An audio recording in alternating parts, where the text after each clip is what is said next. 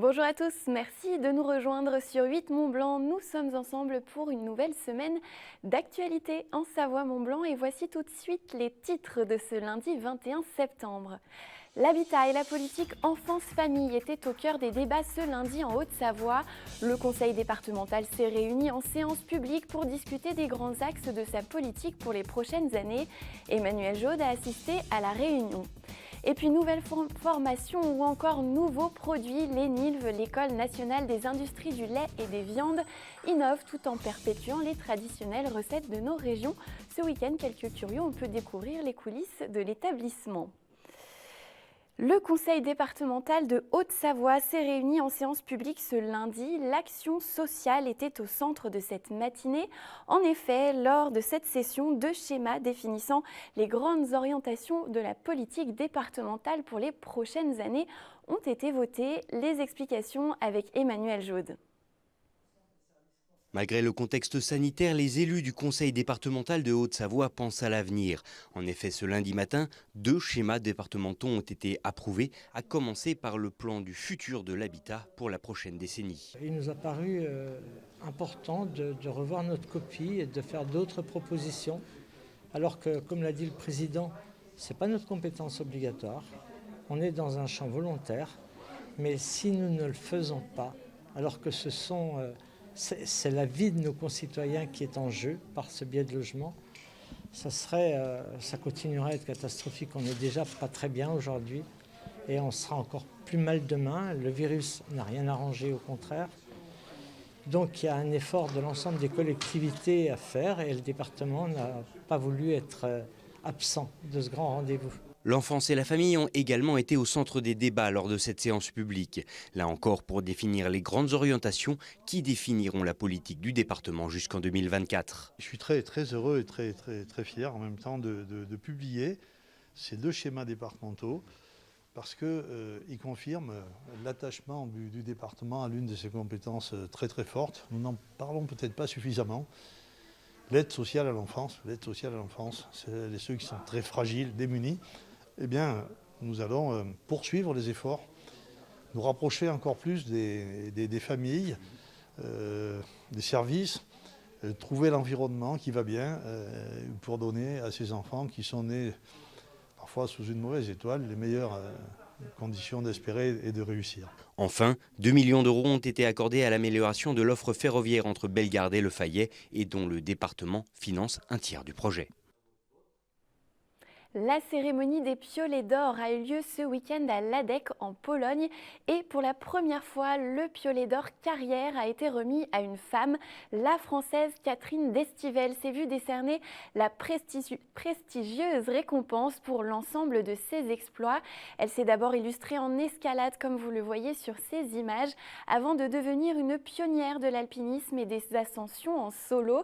Elle est reconnue notamment pour sa trilogie hivernale en solitaire, la face nord de l'Eger en 1992, l'ascension de l'Éperon Walker au Grand Joras en 1993 et la face nord du Cervin par la voie Bonatti en 1994. Elle a aussi ouvert une voie dans la face ouest des Drues, dans le massif du Mont Blanc qui porte désormais son nom et n'est plus grimpable à cause d'un éboulement. Elle a créé et dirige aujourd'hui les éditions du Mont Blanc. Le cinéma italien est à l'honneur à Annecy. Comme chaque année, le festival Annecy Cinéma Italien, organisé par Bonlieu Scène Nationale, présente une sélection de films inédits. Cette année, il s'adapte au contexte avec une programmation à retrouver dans les salles obscures et en ligne. Les films projetés en salle ne seront pas les mêmes que ceux disponibles gratuitement en streaming. Nous devions être en ligne avec Francesco Via, le directeur artistique de l'événement. Nous verrons si nous pouvons le retrouver un petit peu plus tard suite à un problème technique. Je vais donc accueillir ma prochaine invitée. Nous restons dans le domaine de l'événementiel avec ce soir Pauline Foriel du service culture de la mode Servolex. Bonsoir, merci d'être avec nous. On va parler notamment du réseau Les Avoisinantes qui regroupe l'espace culturel La Traverse au Bourget du Lac, mais aussi l'espace Jean Blanc à la Ravoire, le totem MJC de Chambéry et donc la salle de spectacle Saint-Jean de la Motte Servolex. Bienvenue. Merci, Pauline bonsoir. Furiel. Alors dans ce contexte de crise sanitaire, comment abordez-vous dans les salles de spectacle cette rentrée ? Eh ben, pour tout vous dire, on est très content de pouvoir réouvrir en septembre nos salles de spectacle. Voilà, on avait vraiment hâte de renouer avec le public et avec les artistes. Donc pour notre part, on organise, nous les 4 salles, des présentations de saison. Donc la nôtre a eu lieu le samedi 12 septembre et nos collègues de l'Art à voir ont eu le vendredi 19 septembre. Et pour l'instant, le public est au rendez-vous. Et donc on s'adapte aux préconisations de nos préfectures. Donc pour l'instant, les salles de spectacle en version assis, spectacle assis. Donc c'est jauge pleine avec le masque, bien sûr, obligatoire. Et donc le public, pour l'instant, s'adapte et a bien compris que pour qu'il y ait de la culture, qu'il y ait toujours des spectacles, on doit avoir cette petite mesure pour continuer d'assister à des spectacles. Voilà. Alors vous êtes 4 salles, il me semble, petites ou moyennes, à vous être regroupées dans ce réseau, les avoisinantes. Pourquoi avoir créé ce réseau ? Alors on l'a créé il y a 3 ans et en fait c'était une manière de formaliser, de rendre officiel un réseau qui a lieu depuis plus de 20 ans officieusement entre 4 salles. Donc on est des petites et moyennes salles de l'agglomération, on est des professionnels donc, qui sommes amenés à nous côtoyer, à échanger et donc du coup c'était une manière de rendre ça public et de créer des choses communes.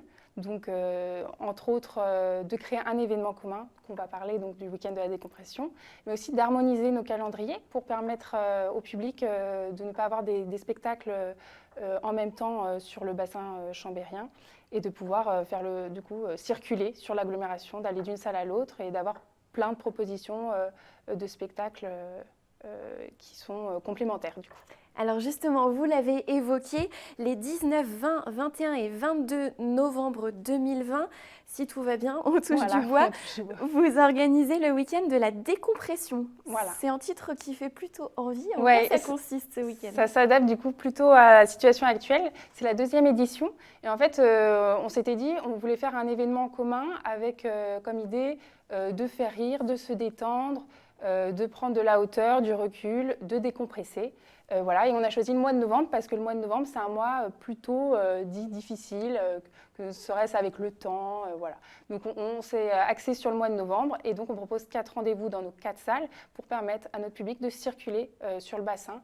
Et donc ces 4 propositions qui ne sont pas forcément pour le même public, on a essayé de faire pour tous les publics, que ce soit le public senior, le public familial, le public familial, et jeunes, des concerts, voilà. Donc pour pouvoir faire une palette comme ça de spectacles le temps d'un week-end. On retrouve un petit peu tout ce qu'on veut pendant ce week-end, tout type de spectacles. Alors c'est des spectacles vraiment bon enfant qui permettent vraiment de s'aérer, décalés surtout, c'est le maître mot. Il y a beaucoup d'humour, il y a du cirque, il y a de la rêverie, de la magie, du théâtre d'objets, voilà. On a vu à l'image notamment une harpiste. Oui. C'est comme ça qu'on dit. Oui, c'est le mot. Alors, donc ça, c'est le spectacle du vendredi soir à la salle de spectacle de la Motte Servolex. Sophie la harpiste, donc c'est une concertiste qui est complètement décalée et donc qui nous parle, en fait, on a toujours l'image un peu sévère de la harpiste qui fait du classique, très dans un cadre, et elle est complètement à revers, elle prend à revers la chose et on voit l'envers du décor, en fait, que pendant qu'elle joue un air de classique, en fait, elle pense totalement à autre chose, à sa liste de courses. Voilà, donc c'est vraiment, par exemple, nous montrer l'envers du décor et la vie d'artiste de façon très humoristique. Alors ça, c'est un événement de ce réseau, les avoisinantes. Et puis vous, à la Motte Servolex, vous allez avoir un autre temps fort, c'est la nuit de la création. Oui.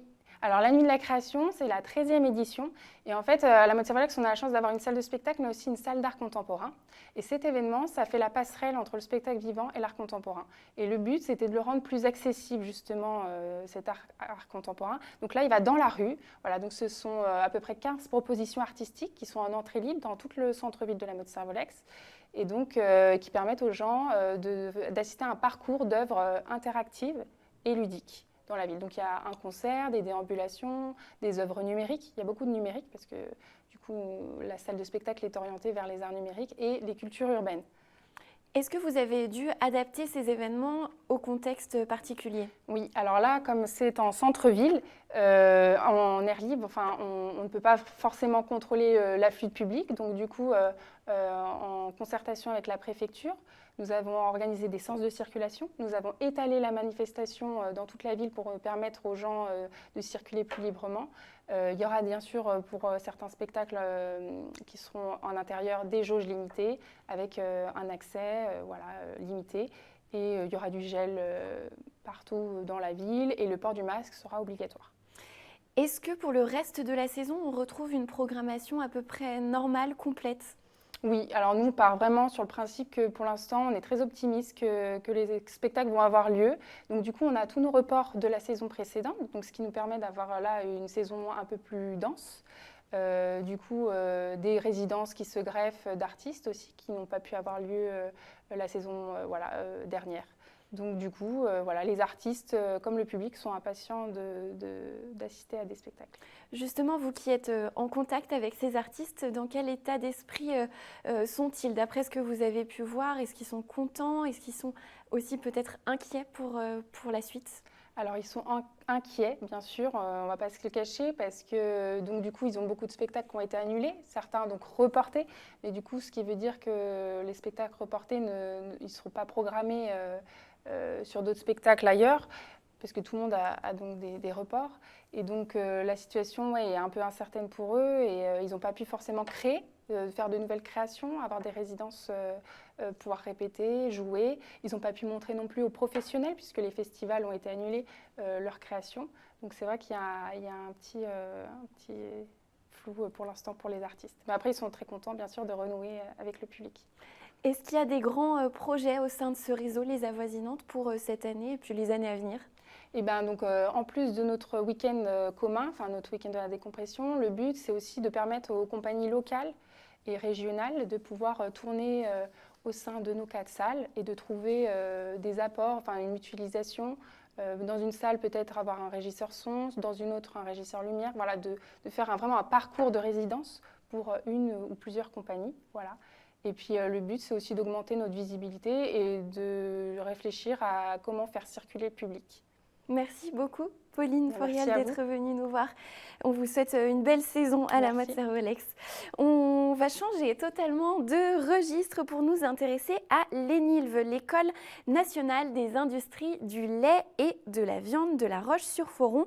Lors des journées du patrimoine ce week-end, l'établissement a proposé une visite commentée pour faire découvrir la fabrication de ces produits laitiers. Aurore Briffaut s'est rendue sur place la semaine dernière et a notamment assisté à la production d'une toute nouvelle boisson. On regarde. À La Roche-sur-Foron, cela fait plusieurs décennies que salariés, élèves et enseignants produisent ensemble des fromages au lait cru. Un enseignement qui mêle la théorie à la pratique dans des locaux à taille humaine. Notre modèle de production, il est dépendant de l'implication des étudiants, des apprenants, des élèves. Voilà, c'est-à-dire qu'effectivement, lorsqu'on va avoir uniquement mes salariés dépouillés de tout accompagnement, de tout encadrement pédagogique, techniquement, nous, on ne sait pas faire. Voilà. Et ça, c'est un choix qui est délibéré, voilà, qui fait partie de l'ADN de l'enseignement agricole public, parce qu'on sent indispensable l'implication pratique des apprenants sur nos lignes de production pour qu'il y ait vraiment transmission du savoir-faire, des compétences et quelque part une formation qui puisse permettre à ces apprenants d'intégrer très rapidement les filières professionnelles. Les jeunes diplômés trouvent très rapidement du travail car la filière agroalimentaire recrute en nombre.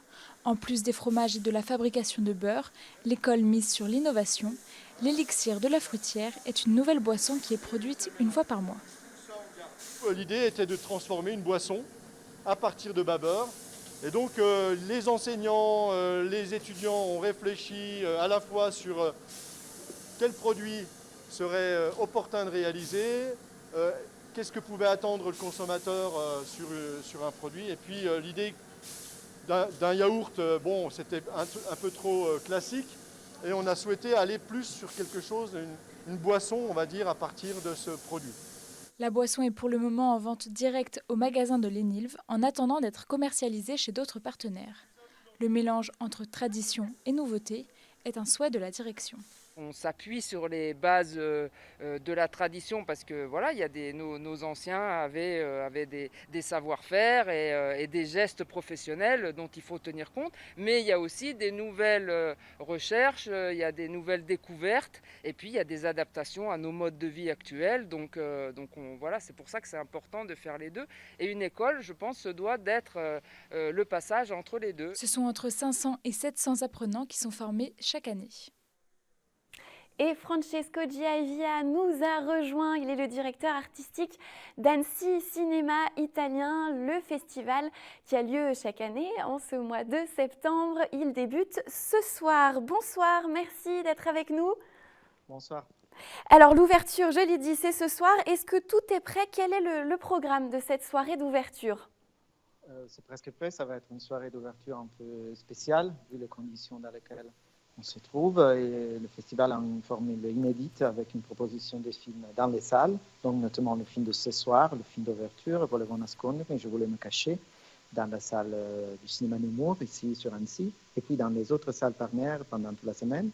Mais la programmation traditionnelle dans les salles va être accompagnée par une plateforme streaming gratuite disponible dans toute la France et la Suisse, donc la chance de découvrir les films de notre programmation, pas seulement ici au bord du lac, mais dans toute la France et dans toute la Suisse. Dans ce contexte difficile pour le cinéma et pour l'événementiel, vous avez mis sur pied cette édition hybride, vous l'avez dit. Pourquoi avez-vous décidé de maintenir ce festival ? On pense que le rôle du festival, c'est important. Ce n'est pas seulement les séances, c'est vraiment le rôle que le festival d'Annecy joue pour le parcours du cinéma italien en France, mais pas seulement. C'est un rôle plus grand qui a à faire avec les salles de cinéma, qui a à faire avec les distributeurs, les producteurs, les réalisateurs. Donc on veut garder un peu l'esprit de collaboration qu'on a toujours gardé avec des formules différentes, mais toujours avec le but, la promotion du cinéma italien en France. Quelles sont les grandes tendances de la programmation cette année ? On mélange comme d'habitude, c'est vraiment un mélange des genres, des histoires, de fiction, documentaire et tout ce qu'il y a au milieu. Des histoires contemporaines, des histoires qui se passent en Italie, des histoires qui se passent dans le monde. En général, l'esprit, c'est toujours celle de la découverte et ça va être une découverte encore plus grande pour un public élargi grâce à la plateforme gratuite streaming. Merci beaucoup Francesco Giavia. On vous retrouve donc sur cette édition d'Annecy Cinéma Italien. Une information avant de se quitter, près d'une centaine de postes sont menacés chez Rossignol. Le groupe a annoncé ce lundi, je cite, un redimensionnement de son activité ski face à une évolution profonde du marché des sports d'hiver et à une baisse structurelle des volumes. Il prévoit ainsi la suppression de 61 postes dans son usine de Sallanches et de 31 postes en Isère. Nous y reviendrons dans nos prochaines éditions. Et puis une info route, le chantier débute au niveau de l'échangeur de Chambéry.